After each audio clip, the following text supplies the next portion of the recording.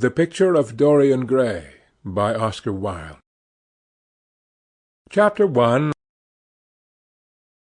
The studio was filled with the rich odour of roses, and when the light summer wind stirred amidst the trees of the garden, there came through the open door the heavy scent of the lilac, or the more delicate perfume of the pink-flowering thorn. From the corner of the divan of Persian saddle-bags on which he was lying, smoking, as was his custom, innumerable cigarettes, Lord Henry Wotton could just catch the gleam of the honey-sweet and honey-coloured blossoms of a laburnum, whose tremulous branches seemed hardly able to bear the burden of a beauty so flame-like as theirs, and now and then the fantastic shadows of birds in flight flitted across the long tussar silk curtains that were stretched in front of the huge window, producing a kind of momentary Japanese effect, and making him think of those pallid, jade-faced painters of Tokio, who, through the medium of an art that is necessarily immobile, seek to convey the sense of swiftness and motion.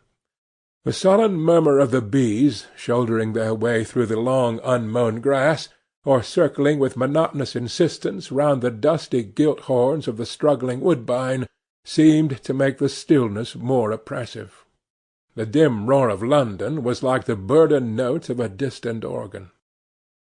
In the centre of the room, clamped to an upright easel, stood the full-length portrait of a young man of extraordinary personal beauty, and in front of it, some little distance away, was sitting the artist himself, Basil Hallward, whose sudden disappearance some years ago caused at the time such public excitement, and gave rise to so many strange conjectures.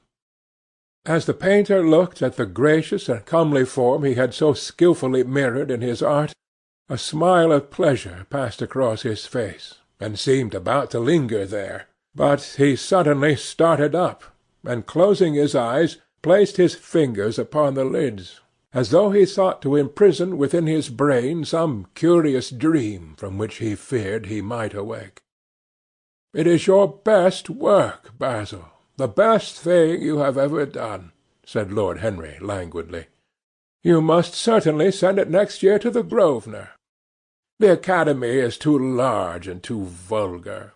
Whenever I have gone there, there have been either so many people that I have not been able to see the pictures, which was dreadful, or so many pictures that I have not been able to see the people, which was worse. The Grosvenor is really the only place." "I don't think I Sample complete. Ready to continue?